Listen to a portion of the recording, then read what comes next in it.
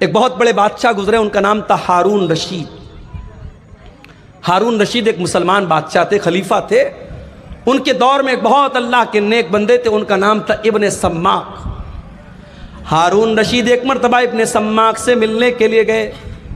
اے ابن سماک، آپ بہت بڑے عالم دین ہیں، میں آپ کے پاس آیا ہوں، آپ سے مسئلہ مسائل نہیں پوچھنا ہے، میں آپ سے بس یہ پوچھنا چاہتا ہوں کہ کچھ نصیحت کر دیجئے، کوئی پیغام مجھے دے دیجئے، کوئی میسج دے دیجئے، کوئی سندیش دے دیجئے، کوئی نصیحت دے دیجئے۔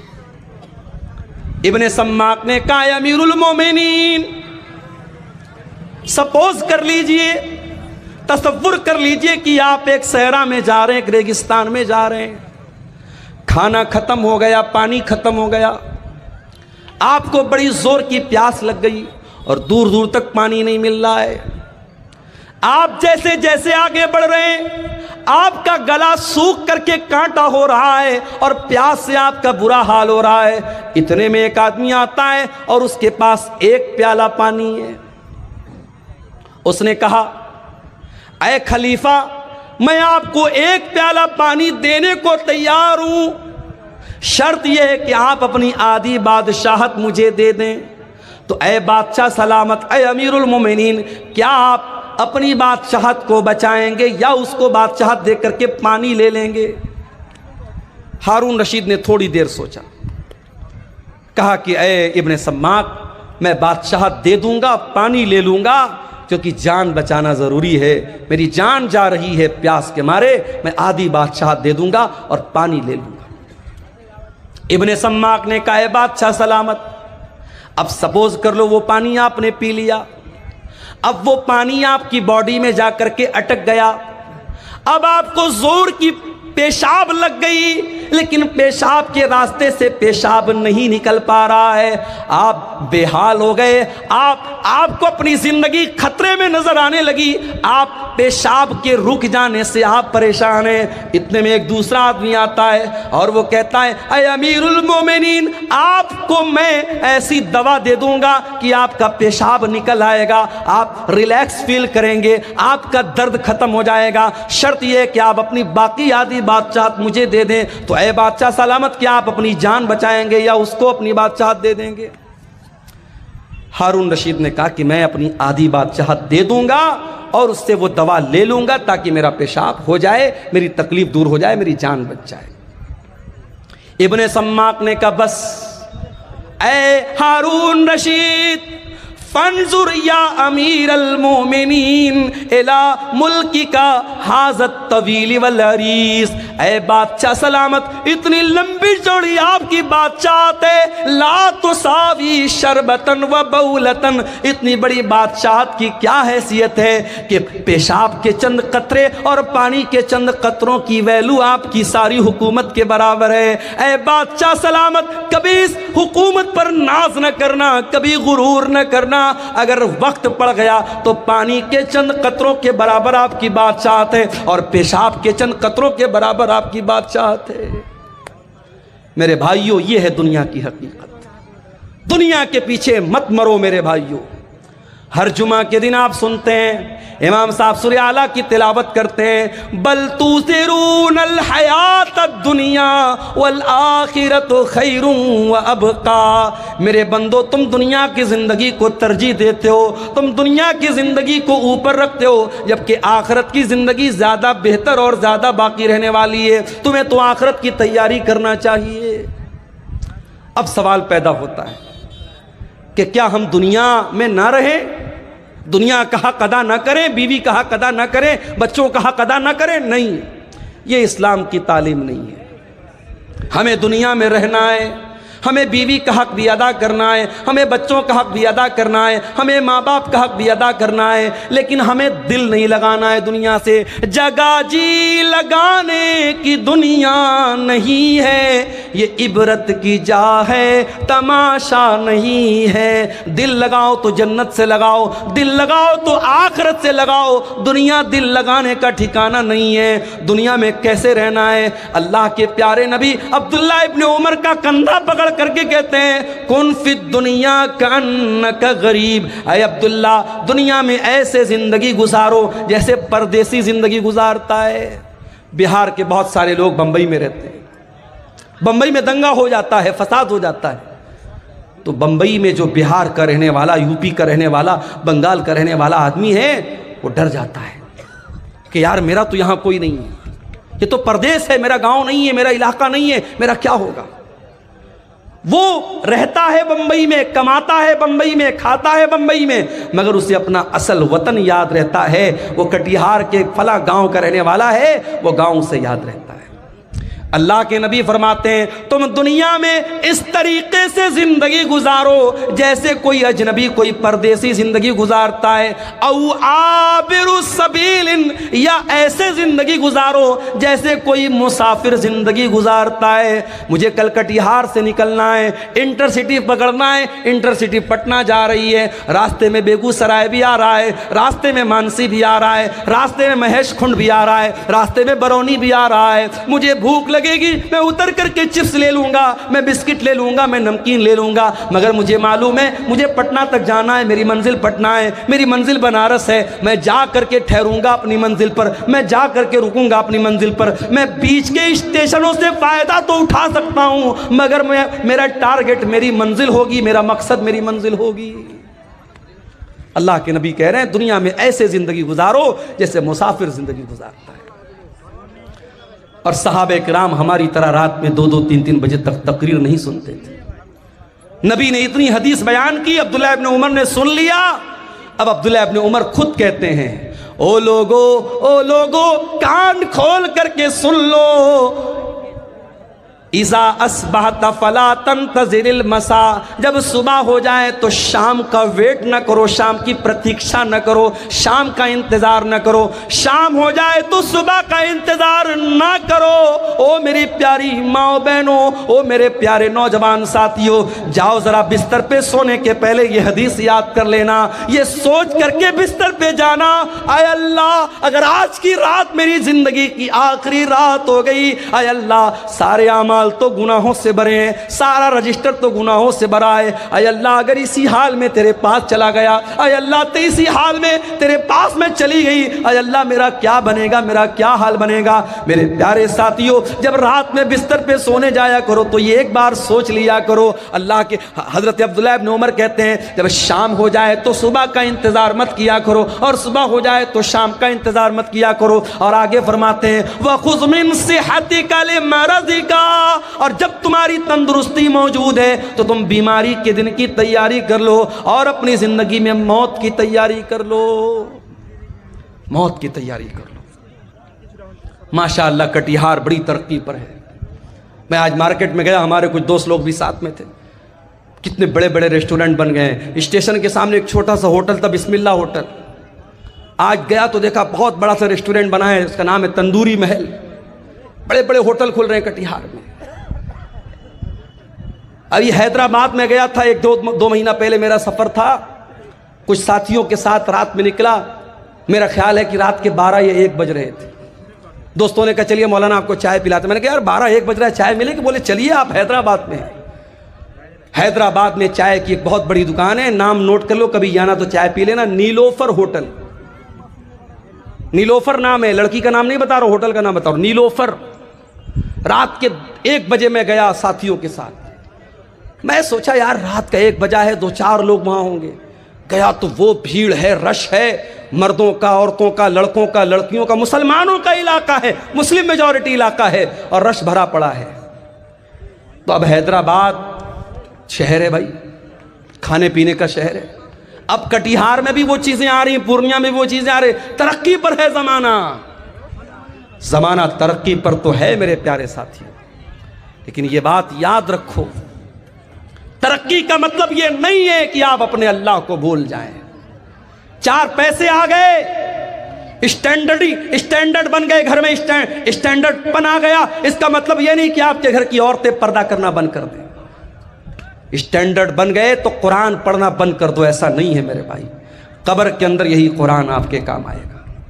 میں نہیں منع کرتا تم اپنے بچوں کو میڈیکل کی تعلیم دو، میں منع نہیں کرتا، اپنی بچیوں کو تم اعلیٰ تعلیم دو، میں منع نہیں کرتا، مگر واللہ میرا کلیجہ دکھتا ہے جب کٹیہار کے بڑے بڑے کالجوں میں مسلمان لڑکی چہرہ کھول کر کے بے پردگی کے ساتھ اپنے بوائے فرینڈ کے ساتھ، اپنے بیچ میٹ کے ساتھ، اپنے کلاس میٹ کے ساتھ گھوم رہی ہے، پارکوں میں گھوم رہی، تو تکلیف ہوتی ہے کہ یہ قوم تعلیم حاصل کر رہی ہے، اس قوم کی لڑکیاں تعلیم حاصل کر رہی ہیں یا بے حیائی کر رہی ہیں، بے پردگی کر رہی ہیں۔ حالات یہ ہیں، لڑکی 8-9 سال کی ہوتی ہے، لڑکا 10-12 سال کا ہوتا ہے، ابھی لڑکا بہت چھوٹا ہے، لڑکی بہت چھوٹی ہے، ابھی دنیا کی بہت ساری باتیں ان کو معلوم بھی نہیں ہے، مگر یوٹیوب نے ان کو سکھا دیا ہے، فیس بک نے ان کو سکھا دیا ہے، انسٹاگرام نے ان کو سکھا دیا ہے۔ 9-9 سال کی لڑکیوں کے بھی بوائے فرینڈ موجود ہیں، 10-12 سال کے لڑکوں کی گرل فرینڈ موجود ہیں۔ میں اسی سماج کی اور اسی معاشرے کی حقیقت آپ کو بتا رہا ہوں میرے بھائی۔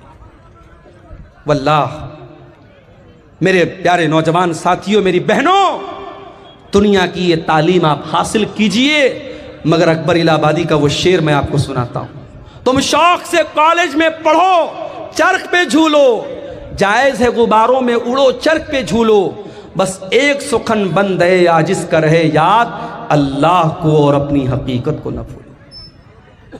آپ کتنے بڑے کالج میں بھی پڑھ لیجئے، لیکن آپ کو یہ نہیں بھولنا ہے کہ آپ مسلمان ہیں۔ اللہ کی قسم، کرناٹک کی وہ لڑکی جو نقاب میں اسکول جا رہی تھی، کالج جا رہی تھی، اور دنگائیوں نے اور فسادیوں نے اس کو دیکھ کر کے نعرہ لگایا تھا، اور اس لڑکی نے جس کا نام مسکان تھا، اس نے نعرہ تکبیر کی صدا بلند کی تھی، اللہ اکبر کہا تھا، ساری دنیا کے مسلمانوں نے اس لڑکی پر فخر کیا تھا۔ اور آج بھی بڑے بڑے کالجوں میں جو لڑکی نقاب میں رہتی ہے، اپنی حیا سے سمجھوتا نہیں کرتی، اپنے پردے سے سمجھوتا نہیں کرتی، وہ پرائم منسٹر سے بھی ڈگری لینے جاتی ہے تو نقاب میں جاتی ہے۔ ایسی لڑکیوں پر ہمیں فخر ہے میرے بھائیوں، ایسی بہنوں پر ہمیں فخر ہے۔ تعلیم حاصل کرو، مگر قرآن کی بھی تعلیم حاصل کرو۔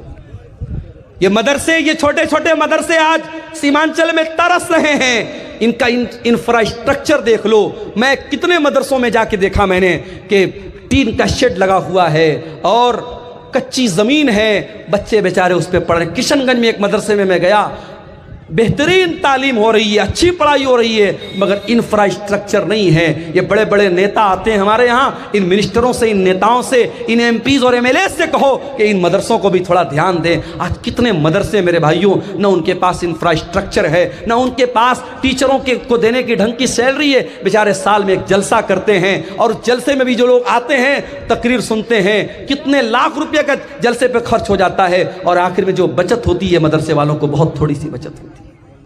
یہ تکلیف کی بات ہے میرے بھائیوں، یہ درد کی بات ہے۔ ان مدرسوں میں پڑھنے والے، قرآن پڑھنے والے بچوں کو حقیر سمجھتے ہیں ہم، واللہ انہیں حقیر مت سمجھو۔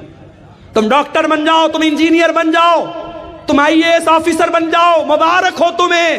یہ قرآن پڑھنے والے، یہ دبلے پتلے بچے، یہ پتلی دال پینے والے بچے، یہ بغیر چھلا ہوا آلو کھانے والے بچے، یہ جاگیر کا کھانا اپنی عزت اور خودداری کو کچل کر گھروں سے لے جا کے ٹفن لے کر کھانا لانے والے یہ بچے، انہیں حقیر مت سمجھو میرے بھائیوں۔ اللہ کے نبی فرماتے ہیں، خیرکم من تعلم القرآن وعلمہ، تم میں سب سے بہترین انسان وہ ہے جو قرآن کو سیکھتا ہے اور قرآن کو سکھاتا ہے۔ قبر میں یہی قرآن آپ کے کام آئے گا۔ قبر میں منکر نکیر آئیں گے، پوچھیں گے من ربک، تیرا رب کون ہے؟ تو کہے گا میں انٹر پڑھ کے آیا ہوں، میں گریجویشن کر کے آیا ہوں، میں نے BCA کیا، میں نے MCA کیا، میں نے نیٹ نکالا، میں نے فلاں ایگزام پاس کیا۔ فرشتہ پوچھے گا من نبیوں کا، تیرے نبی کون ہے؟ ما دینوں کا، تیرا دین کیا ہے؟ اگر آپ نے دنیا کی ساری تعلیم حاصل کی ہے، اگر آپ نے رب کا قرآن نہیں پڑھا ہے، اگر آپ نے محمد رسول اللہ کی حدیثوں کو نہیں پڑھا ہے، قرآن و سنت کو نہیں پڑھا ہے، آپ منکر نکیر کے سوال کا جواب نہیں دے پائیں گے۔ اس سوال کا جواب اگر چاہیے تو قرآن پڑھنا پڑے گا، حدیثوں کو پڑھنا پڑے گا۔ میرے بھائیوں، آج کا دور تو بہت اچھا دور ہے، آج آن لائن بھی آپ دین کی تعلیم حاصل کر سکتے ہیں۔ اپنی بہنوں سے کہنا چاہوں گا جو کالج میں پڑھتی ہیں، جو یونیورسٹی میں پڑھتی ہیں، اے میری پیاری بہنوں، آج ایسے کورس بھی ہو رہے ہیں، آن لائن کورس ہو رہا ہے۔ لاک ڈاؤن میں خود میں نے کئی کورس چلائے آن لائن، اور مجھے بڑے فخر کے ساتھ آج میں دبئی تک میرے اسٹوڈنٹ موجود ہیں، میرے پاس میسج آتا ہے مولانا صاحب میں آپ کا اسٹوڈنٹ ہوں، لڑکیوں کا میری مسلمان بہنوں کا بھی کبھی کبھی فون آتا ہے، بڑی خوشی ہوتی ہے کہ جب وہ کہتی ہیں کہ میں نے آپ سے آن لائن کورس تعلیم حاصل کی تھی۔ آج مدرسے کی چار دیواری کے اندر بیٹھ کر کے دین کی تعلیم اگر دینا پاسبل ہے تو آن لائن بھی آپ تعلیم حاصل کر سکتے ہیں اور تعلیم دے سکتے ہیں۔ میرے پیارے ساتھیوں، دنیا کا جتنا علم حاصل کرنا ہے کر لو، مگر قبر میں جو کام آنے والا علم ہے وہ آخرت کا علم ہے، وہ قرآن و سنت کا علم ہے۔ اور اللہ تعالیٰ قرآن میں کہتا ہے یعلمون ظاہرا من الحیات الدنیا، میرے بہت سارے بندے ایسے ہیں جن کے پاس دنیا کی تو بہت نالج ہے لیکن آخرت کے معاملے میں غافل ہیں۔ کہیں ایسا نہ ہو میرے بھائیوں دنیا کی ڈگریاں تو ہمارے پاس ہوں، دنیا کا علم تو ہمارے پاس ہو، مگر آخرت کے معاملے میں ہم زیرو ہوں، آخرت کی ہمیں کوئی نالج نہ ہو۔ امام حسن بصری کہتے ہیں کہ کچھ لوگ اتنے ماہر ہوتے ہیں، اتنے قابل ہوتے ہیں کہ اپنے انگلی کے ناخن پہ رکھ کے بتا دیتے ہیں کہ دینار کا وزن کتنا ہے، اتنے ماہر ہوتے ہیں، اپنے دنیا کے معاملے میں اتنے قابل ہوتے ہیں، لیکن 2 رکعت نماز پڑھنے کا طریقہ ان کو نہیں آتا۔ اسی کٹیہار میں مجھے یاد ہے نماز پڑھنے کے لیے بیٹھا، پیچھے سے ایک آدمی آتا ہے، اس کو کسی نے بتایا کہ عبدالغفار صاحب نماز پڑھ رہے ہیں، جاؤ ان کے ساتھ پڑھ لو۔ نماز ختم ہو چکی تھی، میں بعد میں آیا تھا، میں اپنی الگ نماز پڑھ رہا تھا۔ اب وہ آدمی آیا تو اس کو یہ بھی پتہ نہیں کہ دائیں کھڑا ہونا ہے کہ بائیں کھڑا ہونا ہے، یہ بھی نہیں معلوم۔ کتنے علاقوں میں جاتا ہوں، میں مسافر ہوں، ظہر کی نماز کا ٹائم ہے، مسجد کے امام صاحب نے کہا مولانا صاحب آپ نماز پڑھا دیجیے، میں کہتا ہوں بھائی میں مسافر ہوں، رہنے دیجیے، نہیں مولانا آپ آئیں آپ پڑھا دیجیے۔ میں اعلان بھی کر دیتا ہوں کہ میں مسافر ہوں، میں 2 رکعت پڑھوں گا، آپ لوگ پوری کر لیجیے گا، اس کے باوجود بہت سارے لوگ سلام پھیر دیتے ہیں اور پھر تاکنے لگتے ہیں، اور پھر ان کو سمجھ میں آتا ہے باقی لوگ 2 رکعت پڑھ دو، وہ بھی جلدی جلدی اٹھ کے پڑھنے لگتے ہیں۔ معلومات نہیں ہے میرے بھائی، جبکہ ہر جلسے میں جا رہے ہیں، ہر تقریر سن رہے ہیں، اتنی تقریریں سیمانچل میں ہو رہی ہیں، مگر دین کی جو تعلیم ہے میرے بھائیوں، جو قرآن کا درس ہے، جو نماز کا طریقہ ہے، جو عقیدے کی موٹی موٹی باتیں ہیں، وہ آج میں گاؤں گاؤں جاتا ہوں تو میں دیکھتا ہوں وہ چیزیں بھی ہمیں نہیں معلوم۔ ہم بڑے فخر کے ساتھ پورے انڈیا میں ہم بیان کرتے ہیں کہ یہ شیرشاہ آبادی یہ قوم ہے، جو سیمانچل کے اندر یہ قوم ہے، اور 90% یہ قوم اہل حدیث قوم ہے، مگر آج شیرشاہ آبادیوں میں بھی تعویذ پہنا جا رہا ہے۔ آج شیرشاہ آبادیوں میں بھی بعض بستیوں میں قبر پرستی شروع ہو گئی ہے، تعویذ اور گنڈا شروع ہو گیا ہے، حرام قسم کی جھاڑ پھونک شروع ہو چکی ہے۔ کیوں؟ کیونکہ عقیدہ مضبوط نہیں ہے، توحید مضبوط نہیں ہے، دین کا علم نہیں ہے۔ میرے پیارے ساتھیوں، دین کا علم حاصل کرو، دین کا علم ہی آپ کو قیامت کے دن بھی کام آئے گا اور قبر میں بھی کام آئے گا۔ میں منع نہیں کرتا آپ دنیا کی ترقی حاصل کیجئے، دنیا کو کامیاب بنائیے، مگر قرآن ہمیں جو دعا سکھاتا ہے ربنا آتنا فی الدنیا حسنہ وفی الآخرۃ حسنۃ وقنا عذاب النار، اے اللہ تو دنیا کی بھی بھلائی ہم کو عطا فرما دے اور آخرت کی بھلائی بھی ہم کو عطا فرما دے، اور جہنم کی آگ سے ہم کو بچا لے۔